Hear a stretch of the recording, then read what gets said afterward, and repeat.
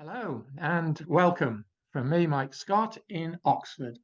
I'm glad you've joined us for this event in the series Cultural Encounters, Books That Have Made a Difference. The series brings together scholars and their audiences in order to explore themes of encounter in literary works and contemporary cultural debates.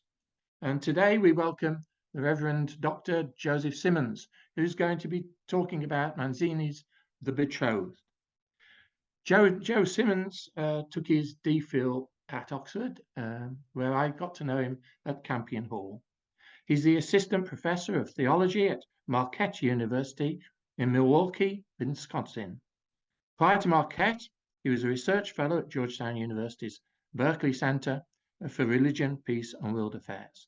His licentiate in sacred theology was a thesis, Via Literaria, Marilyn Robinson's Theology Through a Literary Imagination, and it explored the convergence of literary and Christian imaginations. His doctoral dissertation, Attunements to Grace in the Fiction of Virginia Woolf and Marilyn Robinson, proposed a mode of literary attention as a preparation for theological engagement with atheist literature. Joe's interests include theology, literature, atheism, and the writers bothered with God. I'm absolutely delighted. He's a good friend of mine. Delighted he's going to be talking with us today. So over to you, Joe. Oh, wait a minute. Before that, if you've got any questions, please type them into me using your Q&A button, not your chat button. If you put those questions to me, I will ask them to Joe at the end, towards the end of the session. Sorry for that. Back to you, Joe. No sweat, and thank you very much, Mike, for the invitation to participate in this series. It's been a joy to be part of Georgetown series in the past, and nice for me to kind of push out the boat on a new text that I wasn't totally familiar with a few years ago, this slim little volume called The Betrothed, I Promessi Sposi. So without further ado, let's jump right into the talk.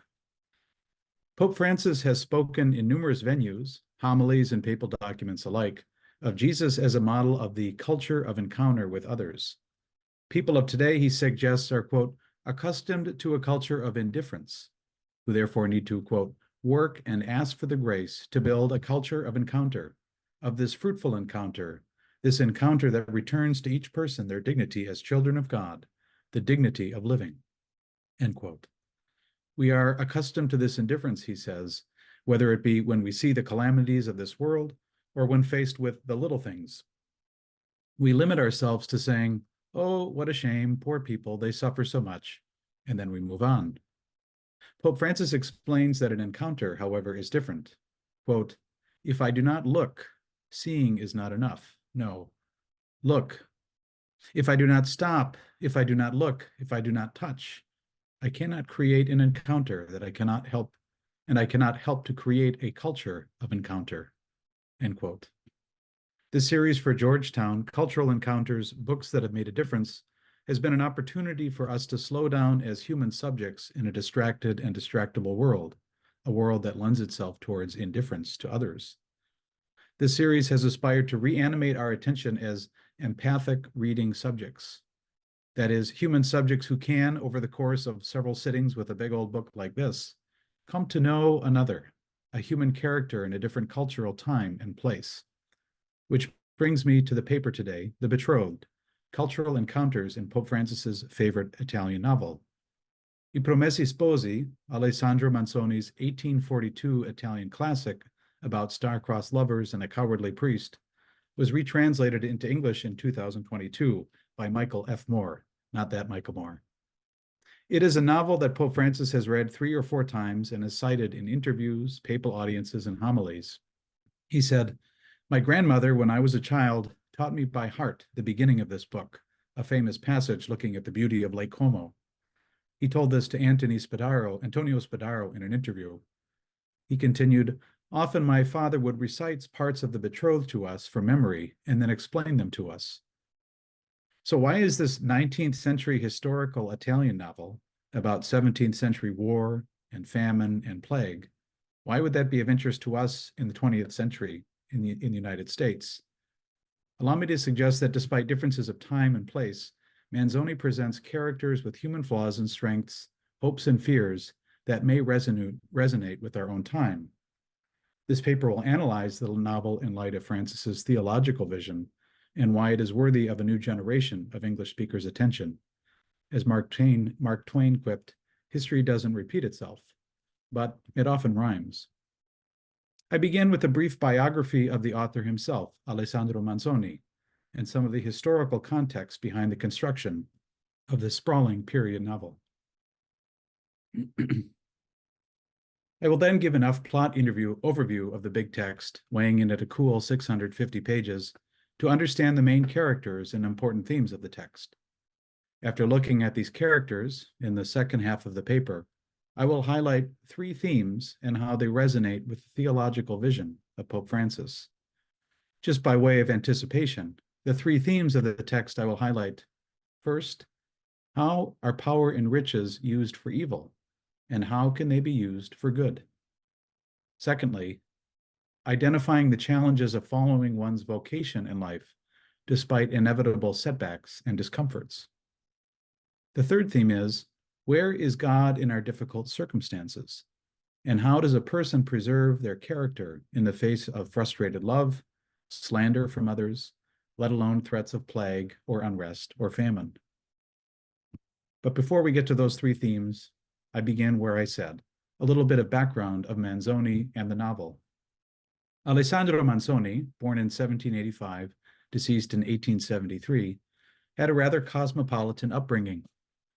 He was born in Milan at the end of the 18th century to a free-spirited mother, Giulia Beccaria, whose father, Cesare Beccaria, was a famous author and philosopher himself.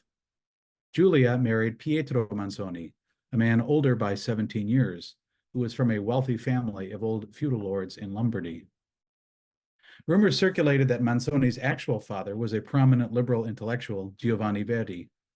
Perhaps that was the cause of Giulia and Pietro's split in 1792, when young Alessandro was only 7 years old. Giulia eloped with the Milanese banker named Carlo Imbonati. They moved to Paris. And don't worry, there's no test on all these names at the end. After years of religious education, Alessandro joined his mother and new stepfather in 1805 and took the path of many bright young minds in Paris. He became enamored of radical skepticism and the Enlightenment, and he abandoned the Catholic Church of his youth. He was celebrated for his free-spirited poetry. An 1801 poem entitled Del Trionfo de la Libertà was an anti-clerical homage to the radical Jacobin idealism of the French Revolution. Tear it down. We will revisit the topic of Manzoni's criticism of clergy later in this paper. Young Manzoni somehow overcame his distaste for religion when he married the wealthy daughter of a wealthy Swiss banker, Enriqueta Blondel. She came from a devout Calvinist family and eventually converted to Catholicism herself. 2 years after she converted, she led him to rediscover the Catholic faith of his youth. The couple had 10 children, 8 of them who died during Alessandro's own lifetime.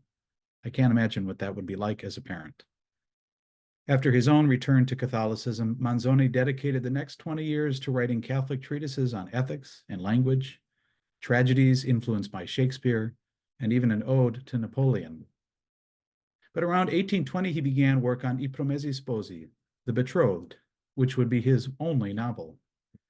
The original version relied heavily on the Milanese dialect and French borrowed words, so he spent the next decade rewriting it in the vernacular of Tuscany.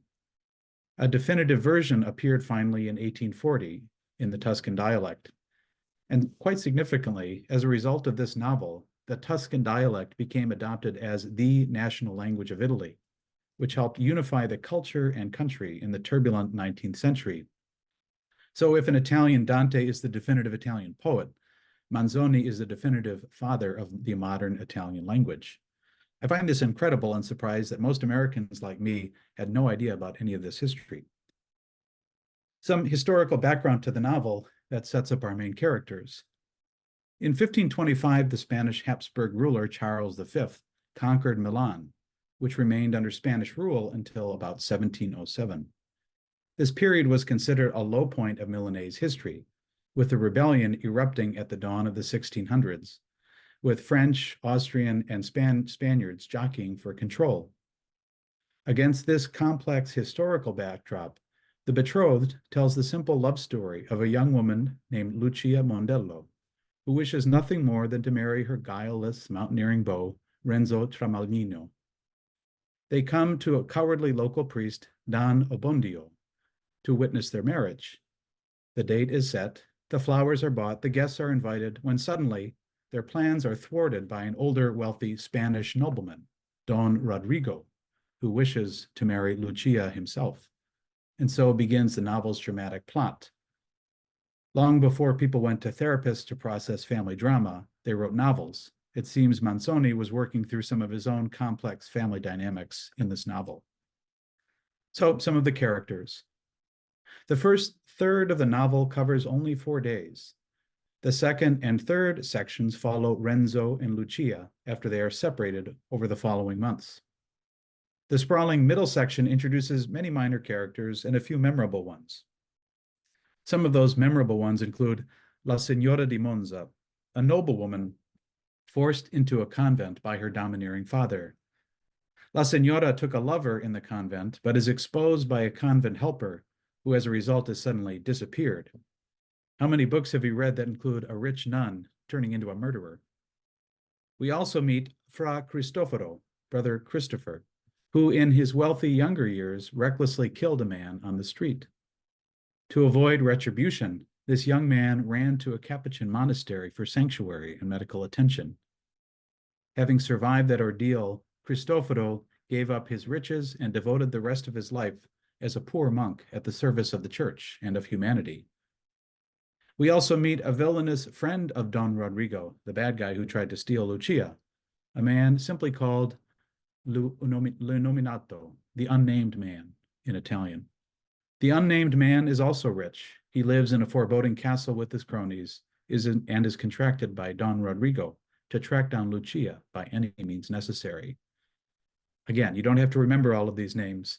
I just want to highlight that the encounters of these characters, rich and poor, peaceable and violent, religious and irreligious, occur against a colorful backdrop of 3 main historical events, which become characters in their own right. The first of those characters in the backdrop is widespread famines, and those famines brought about the second, an insurrection in Milan against the colonial overlords from elsewhere in Europe. For history buffs, this is during the 30 Years' War, which saw the decisive breakup of Europe as a Roman Catholic empire. And finally, the Great Milanese Plague of 1629 to 1631, which took somewhere between 280,000 and 1 million lives. That is to say, about 1 in 3 people in the region around Milan called Lombardy. I mentioned that this is a favorite book of Pope Francis. I argue here in this paper that it is this last storyline of the plague in Milan that probably drove Pope Francis to pull Manzoni off the shelf and reread it during the COVID pandemic. I will consider how The Betrothed may have shaped Pope Francis's language of a culture of encounter, as we turn now to the 3 themes that I want to highlight in the second half of my paper. The first theme: how is it that power and riches are used for evil, and how can they be used for good? As the narrator observes early on in the text, the troublemakers, the tyrants, all those who wrong others in any way, are guilty not only of the wrongs they do, but also of the way they pervert the minds of their victims.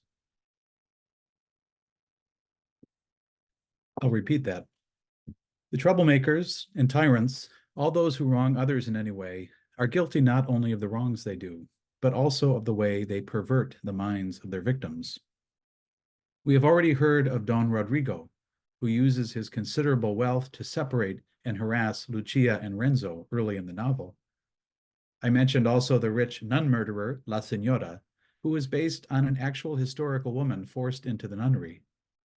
In her novel, she uses cunning to turn young Lucia over to the bad guys, no doubt as a result of her own frustrated love as a youth, after her parents forced her into a convent. Why would parents force their daughter to take the habit? Quite simply to make sure that their oldest son had enough wealth to be an appealing suitor. Apparently, he didn't have that on his own stead. But the novel suggests that money and resources can be used for good as well. About halfway through the novel, we meet a positive example of how to use our resources. There's a beneficent cardinal named Federico Borromeo, an actual life real hero of the plague of 1630 and cousin to Cardinal Charles Borromeo. He was very generous in real life and in the novel with his material goods and with his attention. He convinces the character of the unnamed one, Le Nominato, to turn all of his riches over to care for the poor in the towns during the invasion of the Lombardy countryside. And I think it's clear from reading this book that Pope Francis draws inspiration from the character of Cardinal Federico Borromeo. You may recall the story of how Jorge Bergoglio, a Jesuit bishop from Argentina, became Pope Francis 11 years ago. As the College of Cardinals was counting names, and it was becoming very clear that Jorge Bergoglio was going to be elected Pope, a cardinal friend from Sao Paulo, Brazil, hugged him and whispered, "Do not forget the poor." Pope Francis recalled in a later interview, "And those words came to me, the poor, he kept saying, pointing to his head. Then right away, thinking of the poor, I thought of Francis of Assisi. Francis of Assisi," the Pope famously said, "gives us the spirit of peace, the poor man who wanted a poor church. How I would love a church that is poor and for the poor."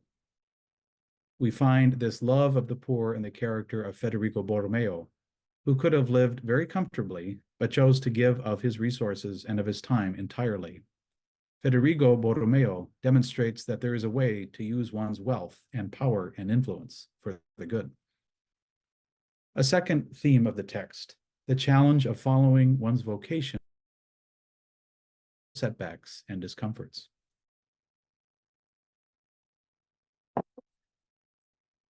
I mentioned earlier that Pope Francis decided to reread the Betrothed during a time of pandemic and worked in what he was reading into his public addresses. Here's a little secret about priests and others ministers who have to preach regularly. We only have so many fresh ideas, and most of them aren't particularly fresh. But Ignatius of Loyola suggests in the spiritual exercises that we use all of our faculties, which include our intellect, our will, our emotions, and importantly, our imagination, to inform our prayer. And indeed, I think that imagination that Pope Francis would have gotten from this text has informed his preaching. Remember that character Don Abbondio, sort of the cowardly priest. His cowardice in the face of Don Rodrigo's threats set the whole plot moving at the beginning. This fictitious Don Abbondio was mentioned twice by the Pope during the pandemic as a negative example for being a priest.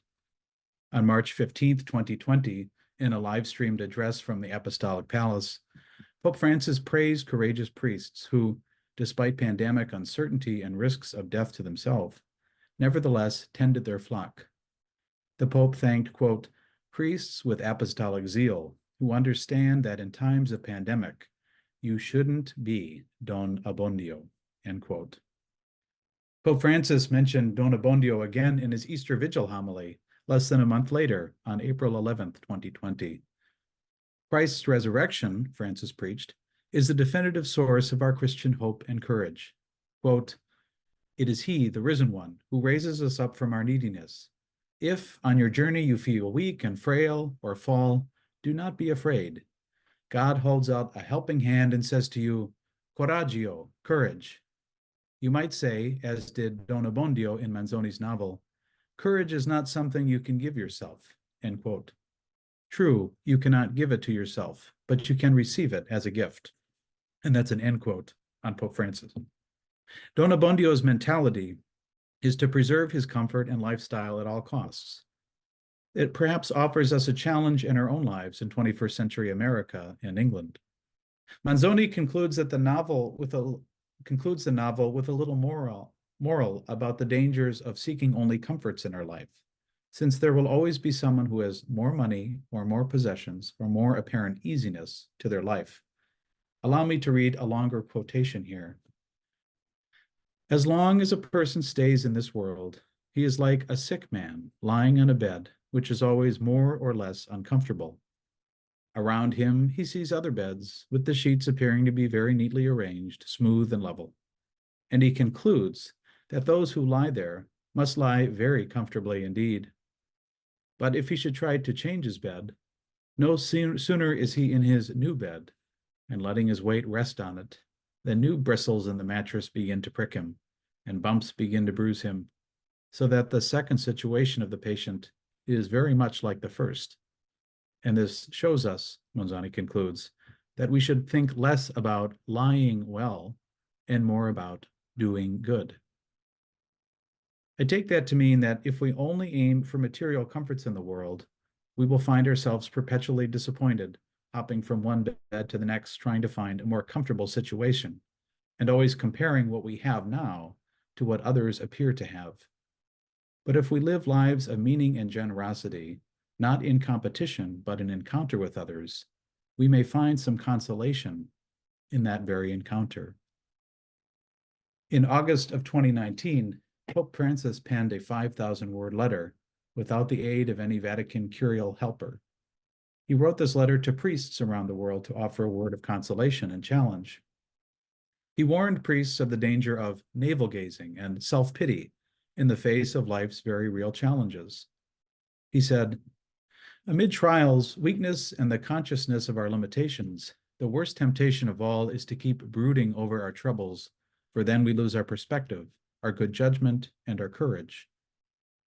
Pope Francis continues that in these moments, quote, "it is crucial to cherish the memory of the Lord's presence in our lives and his merciful gaze, which inspired us to put our lives on the line for him and for his people, and to find the strength to persevere," end quote. This figure of Don Abbondio is contrasted with the other priest, the Capuchin Father Cristoforo, whom I mentioned earlier.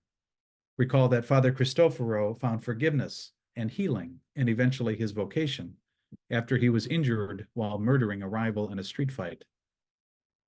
Fra Cristoforo courageously denounces Don Rodrigo, the wealthy Spaniard who was trying to break up the marriage of Renzo and Lucia, and he fulfills to the very end his desire to give up his life for those who are poor.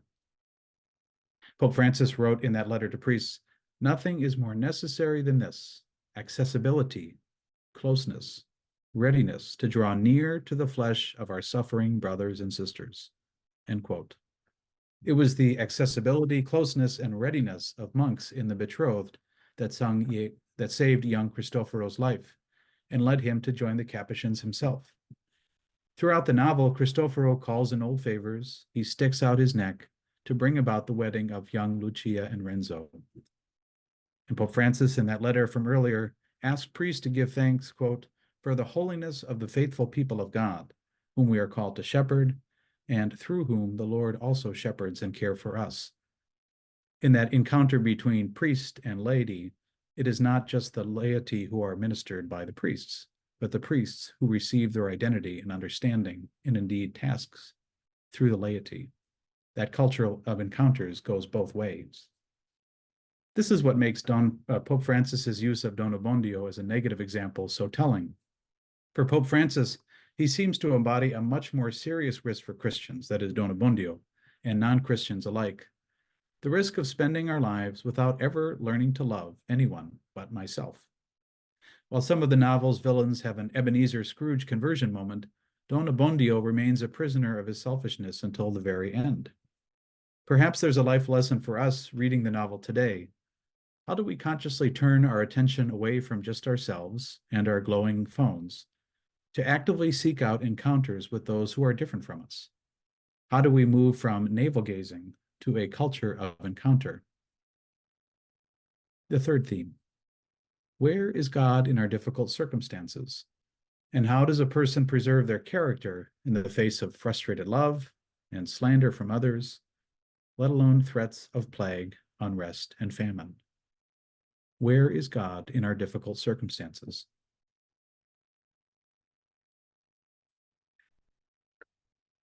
In the middle of our novel, Renzo finds himself in Milan at the wrong time, drawn into the midst of the riotous insurrection that I mentioned earlier that was a result of the famines. After this insurrection, innocent Renzo is suspected of causing all of the trouble, and so he's on the lam, running from town to town. He stops at a roadside inn in a small town called Gorgonzola, where we get the cheese, en route to Bergamo. There, in Gorgonzola, a merchant from Milan regales all the eager busybodies with exaggerated stories of thieving looters in Milan possessed by the devil, and then the power of courageous clergymen brandishing crucifixes to counter their demonic riot. Now, I should tell you that all of this latter story is a total fabrication, the power of gossip and false narratives. Renzo can't believe what he's hearing, this story about him that is entirely untrue, but he remains silent in the face of false accusations. Pope Francis, in a November 14th, 2018 weekly audience, spoke of the mortal danger of bearing false witness against a neighbor, against the other. Pope Francis writes, "When we speak about interpersonal communication, we do not mean words alone, but also gestures, attitudes, even silence and absence. A person speaks with all that he or she is and does. We are always communicating. We all live by communicating, and we are always poised between truth and lies." End quote. We readers of this text cannot know whether the merchant from Milan, who himself is poised between truth and lies, knows that he is telling bald-faced lies about what transpired in Milan, or if he was simply parroting some false narrative that he heard on the road about these heroic clerics overthrowing the insurrectionists. He is poised between the actual truth of the riots and the big little lies told about the parties who were involved. Pope Francis, in that address, continues to ask, quote, "But what does it mean to tell the truth? Does it mean being sincere or precise? In fact, this is not enough, because one can be genuinely mistaken, or one can be precise in the details, but not grasp the overall sense. At times, we justify ourselves by saying, 'But I said what I felt.' Yes, but you have presented your point of view as an absolute." End quote. If there is a lesson to be had here, perhaps it is this. Pope Francis suggests that we should use our words very carefully to speak the truth, to avoid slander, gossip, or exaggerating stories, which is tough for those of us who don't let facts get in the way of a good story. But perhaps these are good ground rules in a culture of encounter, avoiding exaggeration, avoiding slander and gossip, and seeking to find the truth of the matter, even if it means we have to remain silent or quiet as we listen to the other. The chapter about all of this that happened in Gorgonzola reveals the power of false narratives in risking the lives of others. And Renzo, who throughout the novel is a consummate truth teller, can't decide whether he should run or hide, whether he should dissemble further, pretending not to know what was going on in the bar, or come clean before everybody. Eventually, he remains silent and sets off by the side roads to Bergamo. Renzo goes off into the countryside, listening no longer to the lies of men, but to the natural world, when big cities and the gossips and busybodies who inhabit them can no longer be trusted. He listens for the river Adda, which he likens to, quote, "a long-lost friend, a brother, a savior." Hiding in a hut by the river, he thanks God for the providence that saved him that day, and in his sleep, he's afflicted with all sorts of images of the previous day's events and people. When Pope Francis explained how he chose his name from Francis of Assisi, he also referred to Francis's love of creation. For me, quote, "He is the man of poverty, the man of peace, the man who loves and protects creation. These days, we do not have a very good relationship with creation, do we?" End quote, the Pope asks. There is a lesson, I think, to be found here in both the novel and the thought of Pope Francis, which is that when we humans disappoint one another, we might find a more reliable friend in nature and creation. The ending of the book. I would be remiss if I did not speak about how the novel ends, so spoiler alert in case you want to stop listening. But Renzo and Lucia get married. After our star-crossed lovers have been separated throughout the novel, with history weaving throughout their story, finally by the end, we return to where we began. The bad guy, Don Rodrigo, who wanted to break up the couple, has died in the plague. Renzo and Lucia are eventually married by Don Abbondio in the village church they first attempted to get married in. We have a satisfying inclusion to their particular storyline, set against a more foreboding and unresolved historical backdrop, which is quite complicated. And the story doesn't exactly end where they began because they moved to the larger city of Bergamo. irrevocably directed by history. Here I want to just add one idea brought to us by a Jesuit from the 20th century, and that is the tragic imagination. The tragic imagination was defined by a Jesuit scholar of literature, William Lynch, whom I've mentioned in a previous talk in a previous series. William Lynch reminds us that a classical tragedy is a tragedy because it has characters who are bounded by finite realities told within a story. In this case, told within actual history of 17th century Milan. Within that finite reality, those concrete details, a hero or heroes must contend, and they do not overcome these concrete realities, but labor and find meaning in the encounters of life within the bounds of those concrete places and times. Such is the tragic classical imagination. And a Christian vision of reality is marked by division of the kingdom of God, that which is already present in its beginnings, but is not yet fulfilled. But for the Christian, life in this world, in this concrete world that we find ourselves, is but a pilgrimage, and it's not fully resolved until the fullness of time. So too is our tragic novel, which admits of some satisfaction. The couple gets married, but not anything approaching a permanent resolution of the world events swirling around them. But we can control how we behave along the way, no matter what sins or errors or lies or character failures lie in our past. Pope Francis writes, "During the Christian journey, the journey the Lord has invited us to undertake, there is no saint without a past and no sinner without a future." Moving towards a conclusion. How does one conclude a paper on a 650-page novel and the theology of a pope who is now 87 years old? Well, we have to do so by rushing past many other great insights, no doubt, and many of the other small side characters and side plots. Hopefully, if you'd like, we can discuss those after my many words. But allow me to conclude simply with a few final insights gleaned from an interview with the Jesuit journalist Antonio Spadaro. Pope Francis spoke with Antonio of how we can overcome difficulties in our culture of encounters, in the encounters of difficulty we have in life. For Pope Francis, that culture of encounters comes down to nourishing and expanding our imagination. He says in Spanish, "La salida se encuentra por el desborde." That is to say, the exit, the overcoming of this is found through overflowing, for overcoming boundaries. We must broaden horizons, he says, to take in the imagination of God, who is always greater. The mystical aura never defines its edges, says the Pope. And the person interested in a culture of encounter must be the person of incomplete thinking, he says, of open thinking, the person who is always looking for new approaches to life's challenges.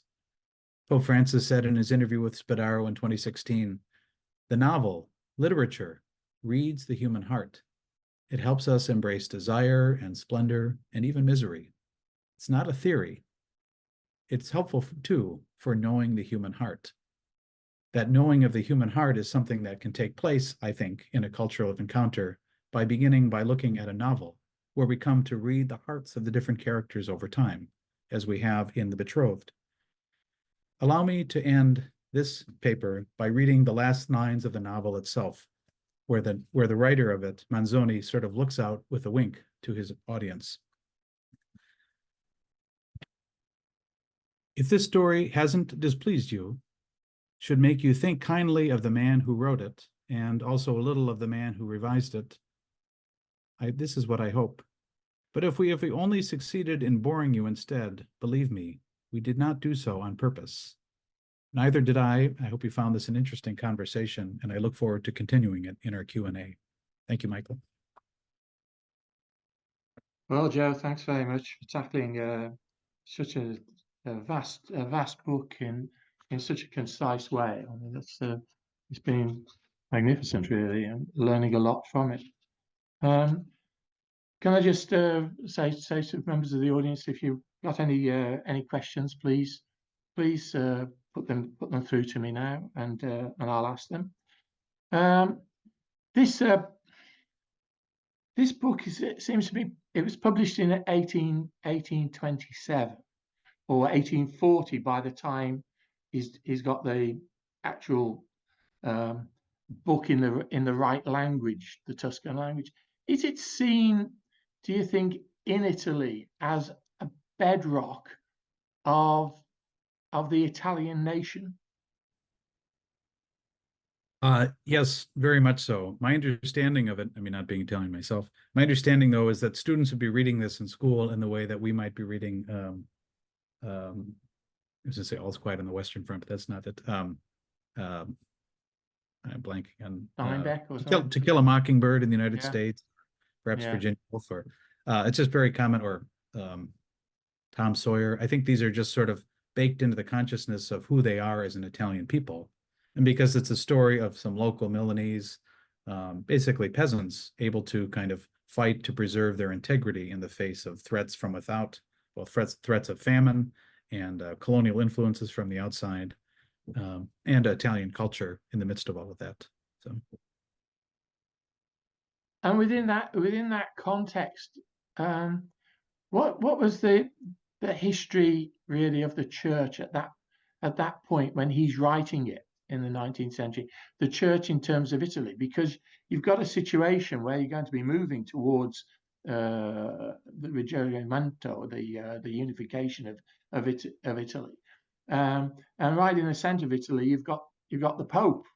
So you've got this kind of political issue which people like Cavour have got to handle.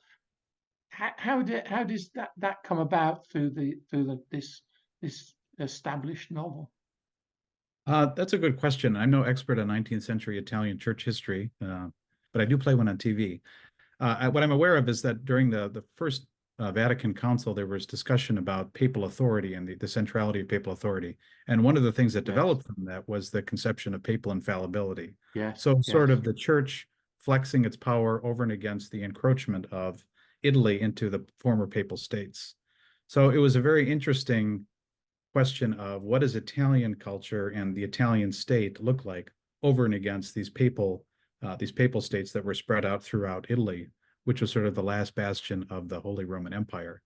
And so I think, just spitballing here, I think it was sort of the sense of the people, the Italian people, sort of calling the church to care for the poor in a way and sharing of its resources. And I think the character of Federico Borromeo, as he's portrayed in the novel, does a very good job of capturing sort of that popular sentiment of, well, the riches that the church had in these papal states really came from the people, and so to the people it should return.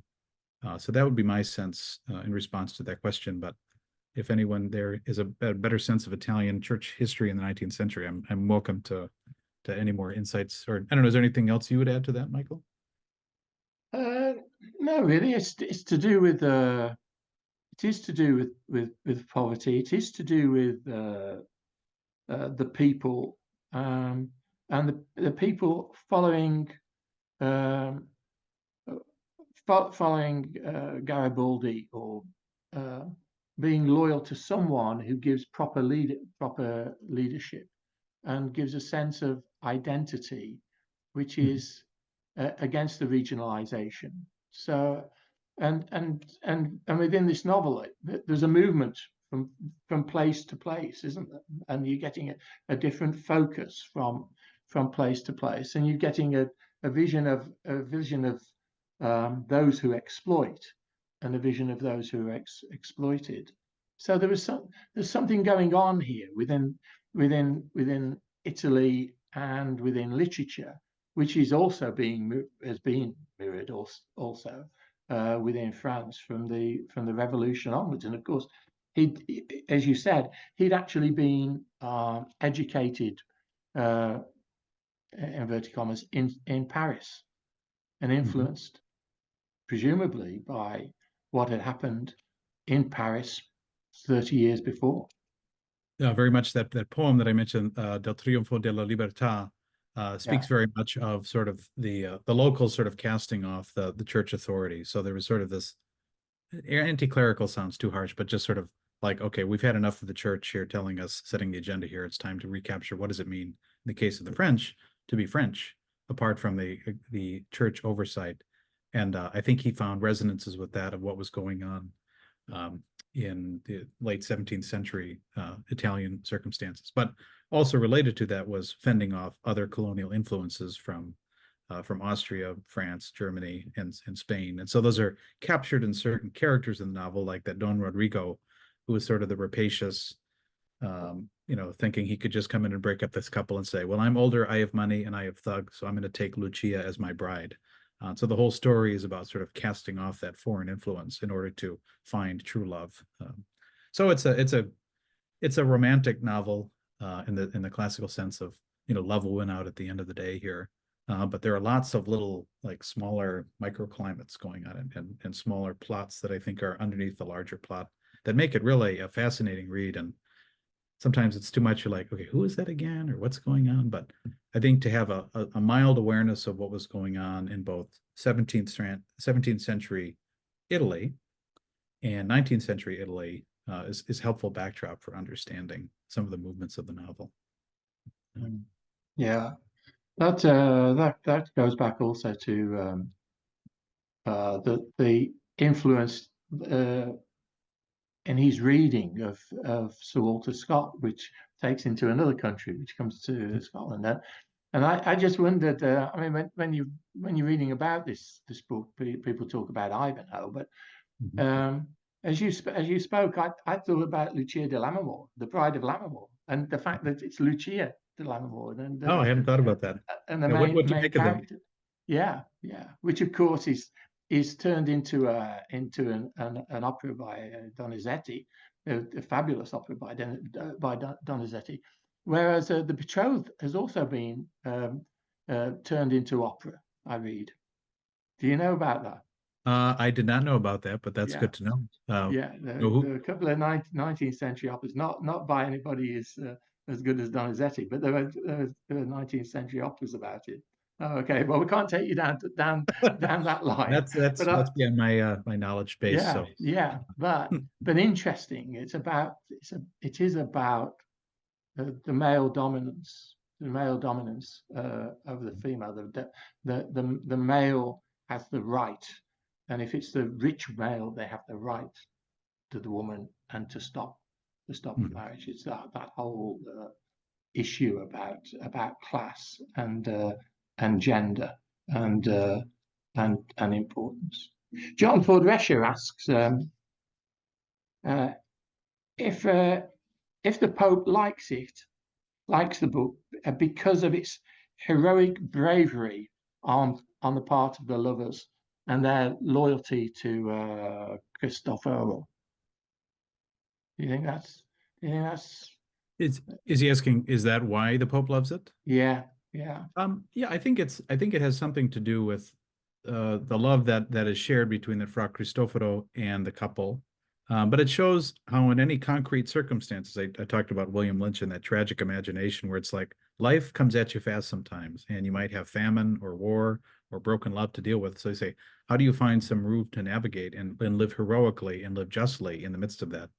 And so you see in the characters of Fra Cristoforo, who in his young life, rough and tumble, reckless, kills a guy, and he goes running for refuge in the church, and that's where he finds his healing, in a sense, and finds his vocation. And I would, just as a side note, I didn't mention in the paper, but when Pope Francis talks about the church as a field hospital, I feel very much, I'm open to being wrong on this, but I think he's drawing it from this scene here, where he comes in bleeding and wounded, and they open the door of the church, and they kind of come in and like, all right, yeah, we'll take care of you. And they literally save his life there. So I think Pope Francis's image of a church hospital is there, that you're attending to the material as well as spiritual needs of people, and that these are hard to separate.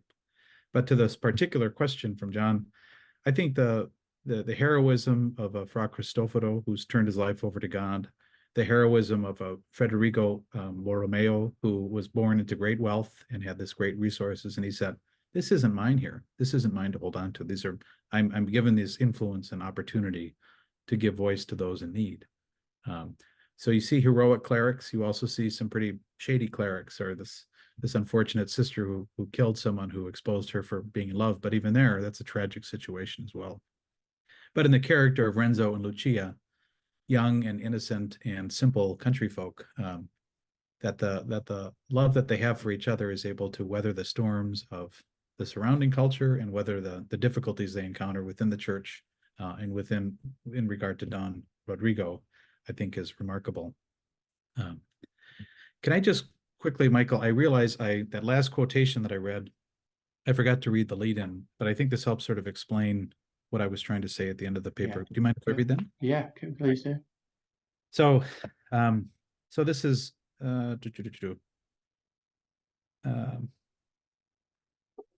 so at the end of the novel, when trouble comes calling, rightly or wrongly, faith in God softens the blow and turns it to a better purpose. While these may be the conclusions of poor people, they sound so right to me that I thought I would write them down here as the moral of the story, which, if the story hasn't displeased you, should make you think kindly of the man, Manzoni, who wrote it, and also a little of the man who revised it. But if we have only succeeded in boring you instead, believe me, we didn't do so on purpose. So the important thing that I forgot to read there was, when trouble comes calling, rightly or wrongly, faith in God softens the blow and turns it to a better purpose. So the idea of, think in the Old Testament, Joseph's brothers are trying to kill him, and God says, you meant this for evil, but God has meant this for the good. So that even in the midst of difficulties, in our concrete circumstances, God can do good things for people if they put their trust in God, I think is one of the morals of the story. So does that answer John's question, you think? Well, I hope John, you can so. let us know if you have John will further. come back. John will come back to us if there's not. Okay. He also wondered whether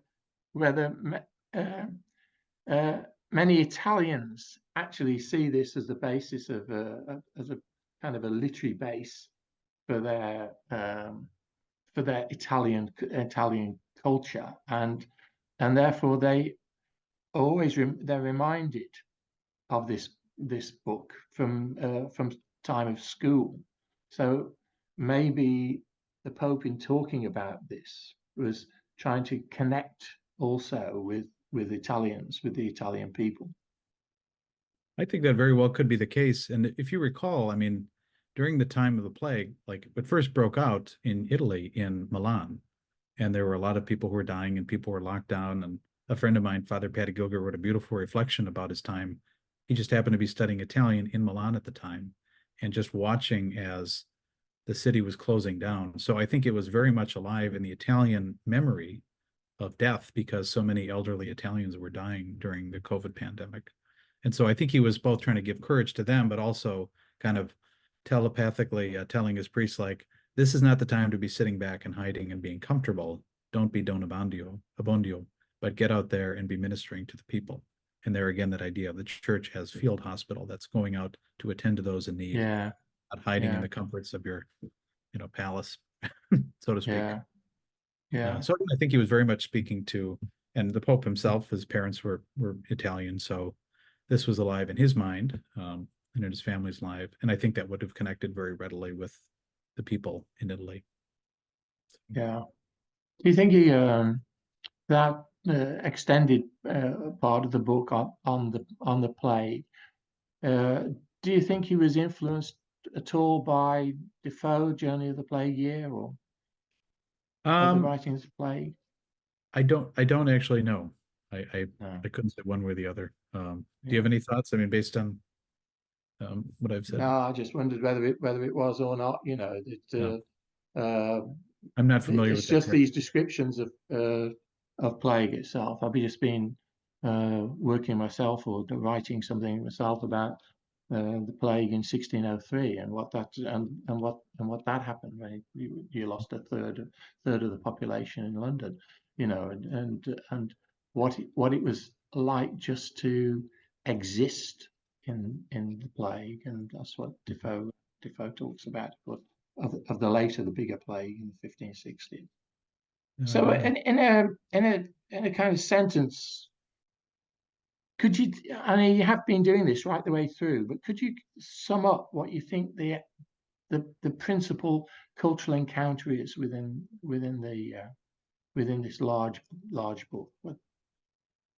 I think there are a couple layers of the cultural encounters. There's the encounter of the rich with the poor, and in some respects, it's the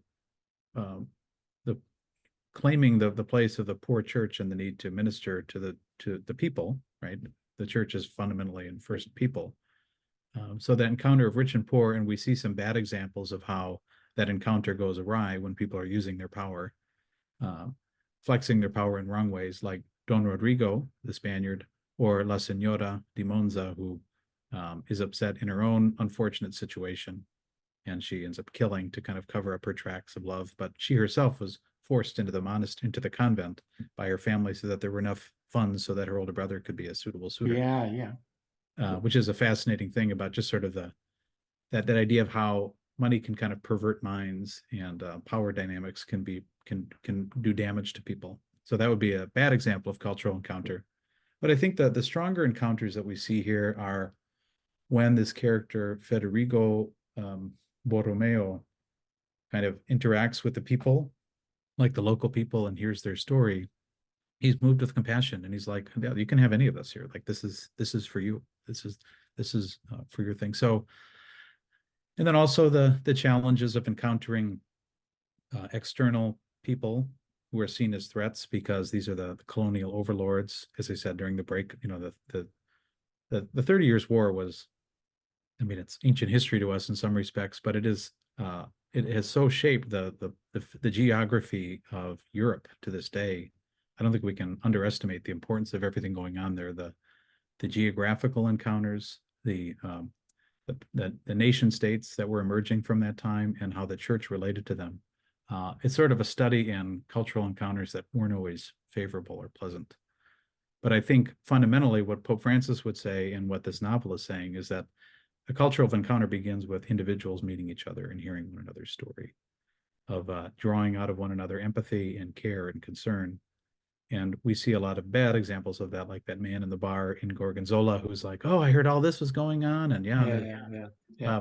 So it's just like the danger of living off of secondhand or third-hand accounts of people who are different, right? Or people who are supposedly the good guys or the bad guys. But what happens when you actually encounter someone who's gone through this, and you realize, oh, actually, everyone has sort of a story to tell, and everyone has a piece of the truth. And only by that cultural encounter do you come to the truth of a matter. So does that make sense? Yeah. And it links about the poverty and Francis of Assisi, of the Pope, who's a Jesuit, who takes the name of Francis, who is known for his love also of the environment, and the book opens with that very long description. I mean, I don't know whether it's just in the translation that I've got, but because I'm not writing in the Italian, but you get this wonderful description of the countryside and of the lake and the pathways and so on. Is it, the nature of the environment is part of the cultural encounter, do you think?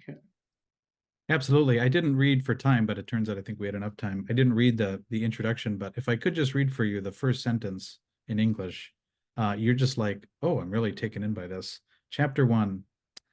The branch of Lake Como that turns south between two unbroken mountain chains, bordered by coves and inlets that echo the furrowed slopes, suddenly narrows to take the flow and shape of a river, between a promontory on the right and a wide shoreline on the opposite side. To us who haven't heard this before, we might say, okay, well, it's kind of a nice basic geographical description. But I think for the Italian ear, this would sound like it was the best of times, it was the worst of times. It's when you hear an opening line, you're like, oh, I know exactly where that's from. So the familiarity that people would have with this, and it continues on for several pages, as you note, describing the area, the Rezzagone, the big saw mountains that are going around Lake Como. And for the writer Manzoni, who spent his childhood on Lake Como, he's like recalling from his own experience of just the beauty of the Italian countryside, the particularity of the Italian countryside. And there's something beautiful about that, about the natural world, that we don't want to lose sight of. And I had that quotation in there too about Renzo, after he's been dealing with the lies and the half-truths told by the man at the bar. He's just like, I don't know who I can trust. in this. And so he goes and finds respite in creation, in nature. And it's only once he recognizes the beauty of the river Ada and he hears that that puts him to sleep.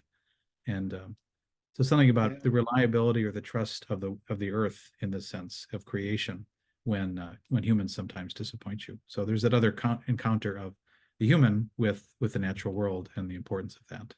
So. Yeah, I noticed you've got a different translation from mine, Joe, but Yes. the second sentence starts with the word "the bridge," by which the two shores are here united, appears to render the transformation more apparent and marks the point at which the lake ceases. Which the idea then to use the word bridge is bringing two things together. That's a good point. I hadn't even thought about that. Yeah. It's a book that, having read it, I was kind of tired at the end of it. And it was like, oh my gosh, okay. But it's one that I definitely will revisit because I just think it's, I mean, it's a mammoth novel, but it's beautifully written, beautifully rendered, and I think it's anyone reading it, yeah. Yeah, apparently the Pope's read it three or four times. I don't know. Yes. As it happened, I went to see Long Day's Journey into Night last week, and oh, you did, and which is a great play, but it's a play that I think you watch once in your life because it's too long. It's such a great play. It's too long. Yeah, I don't think that's about this novel, but I thought that the other day. Anyway, Joe, it's lovely to talk to you today, and a fabulous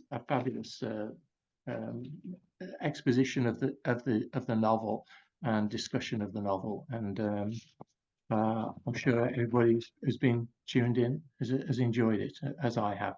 So thank you very much, and Michael, can I just see you?